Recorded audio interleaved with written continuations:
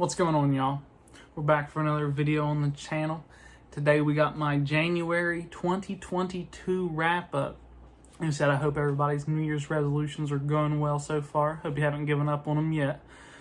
So, like I said, you guys, if you haven't seen these videos before, how it goes is I rank the books I read this month. I go over what I was supposed to read on my TBR, and then I rank my books that I read from least favorite to my number one book of the month.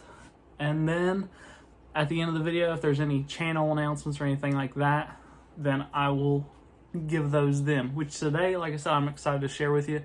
I have some interesting things that I changed up with my reading this month. So like I said, I'll get more into that, which may institute some changes on the channel, may increase some content, change some content up. So, like I said, let's get started with my rankings, or let's get started with my TBR, what I was supposed to read, what I did read. This month I set out for 4 books, which, like I said, I wanted to ease into the new year.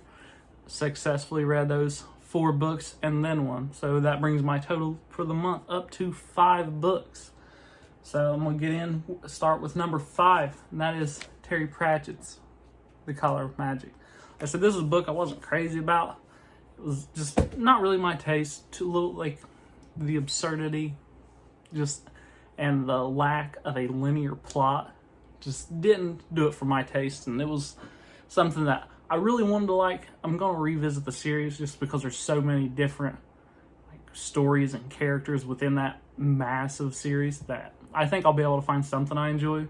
But like I said, we'll see. Number 4, this was a book that was not on my TBR, but I found it on Kindle for quite cheap. So I was like, I wanted to get it and reread it. And that is Lois Lowry's The Giver. Like I said, that's a book that you were probably supposed to read in middle school, but didn't. Like I said, it was something that I know I read in middle school that I remember really enjoying. But I thought I'd be able to see it through a different lens as an adult, and I definitely picked up on a lot of things that I didn't as a kid. Excellent book. I highly recommend it. I know it came in at number 4, but that doesn't mean it's not a great book nonetheless. Number 3, we have Nicholas Ames, Kings of the Wild. Now, this is quintessential fantasy. Like, this is just a straight plot. You got a crew of characters, a band of mercenary, Clay Cooper and Saga, and just following them on their journey to recover Gabriel's daughter from the city that is surrounded by the Horde of Heartwild. Like I said, it's fun. It's the reason it's not higher on the list is that it's just such low stakes. There's a few things I had issues with. Like I said, if you go over to my review, you'll see a little more of what I mean. There's one specific part that just took me out of it, made me realize that there was really no stakes in it. But other than that, the fantasy, it's a lot of action, it's funny, it's heartfelt. There's a lot of good, just interactive moments after this band of mercenaries comes back together and kind of just revisits and catches up for old time's sake. Like I said, it's a great one. Check it out. Number 2 is John Gwynn's debut novel, Malice, which, like I said, love this book. I'm revisiting the series very soon, and it's something that I'm just so excited to get into more. So basically what this is an epic fantasy about the Banished Lands, a land where giants and men have went to war, and we're now in a time of peace. But things are starting to not look awry. Things are not going too well for the Banished Lands. And so the giant clans are re-emerging and starting to attack unsuspecting villages and people on the roads and stuff. And these giant worms are coming back, or worms. I'm not exactly sure how you say it. It's like a dragon without wings or legs, I believe. Maybe that's wrong, but I'm pretty sure that's what I've always pictured as. So it's like a big snake, I think. I could be wrong on that, but that's what I've been picturing. So, oh well.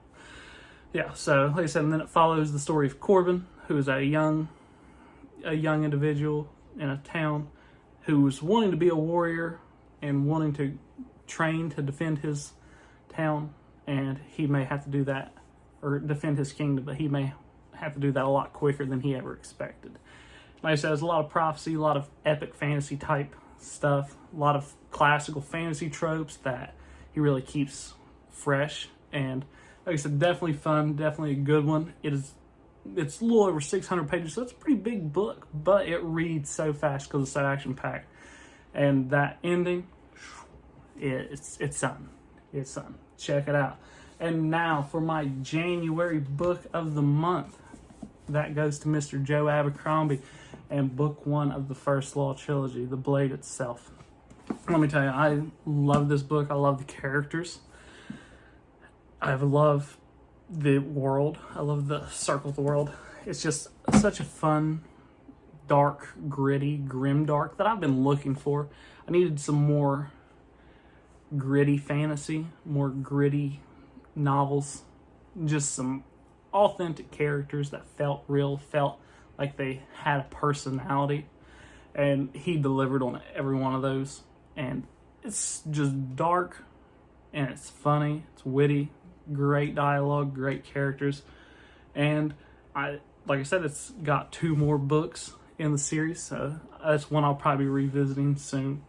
And like I said, that's my 5 books I read this month, and The Blade Itself is the book of the month.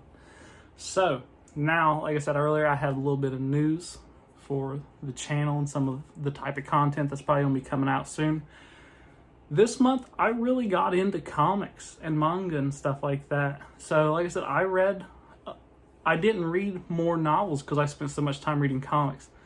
So in this month, I read the entire run of Scott Pilgrim. So I read volumes 1 through 6. I read Joe Hill's Lock and Key. I read all 6 volumes of it. And then I read Saga 1 through 9, or volume 1 through 9. So I'm up to date with it. I'm probably going to start reading the issues that just came out last week. And then I also read a little manga from Junji Ito. I read Uzumaki, Fear of the Spiral. So, like I said, I really got into comics, and it's something I think I'm going to continue to start reading comics and stuff. Like I said, right now I think this month I'm going to try to read through as much of the Fable comics as I can. I think I've got a few things tossed up. I'm thinking about Fables, thinking about Paper Girls, and probably Invincible. So like I said, those 3, a few others are kind of in the mix. Can't really decide yet, but like I said, that's more to come. So I'm thinking about pushing out some more comic-based and manga-based graphic novel type stuff. Kind of just getting more out there, because I think that's going to expand the amount of content that I get to talk about on the channel. So like I said, I just wanted to share that with you guys, and I look forward to talking about it. Hopefully in the next couple weeks I'll be able to find my footing and decide how I kind of want to make the content, kind of what I want to talk about, and how I want to segment these different types of books or different type of written media that I really haven't delved into too much. So that's all I got for you guys. Let me know what you're planning. Let me know what you read this month, what you're planning on reading, and what you're currently reading. Until next time, stay reading, y'all.